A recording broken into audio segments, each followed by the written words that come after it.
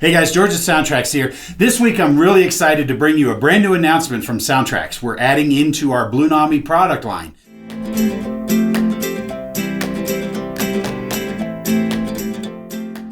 Now today we're announcing the new BLU-21PNEM8. So this is going to be a great addition to the Blunami product line. Now you're going to have a whole lot easier time doing your installation, especially with a lot more of the more modern releases from the various manufacturers that do include a 21 pin. Now the 21 pin simply plugs right in. As you can see here in front of me, I have this Rapido PA. We've already changed it over and we put a Blunami 21PNEM8 in place of the Tsunami 2. Now the Tsunami 2 video you've seen in the past, so the installation is exactly the same.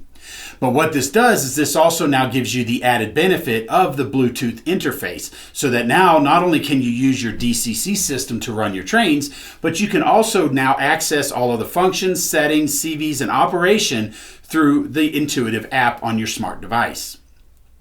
Now, this also allows you to upgrade your model, say from previous models to a 21-pin motherboard, such as a Decoder Buddy or Athearn makes a 21-pin motherboard that you can convert over and then just simply plug in the 21P Blunami just like that.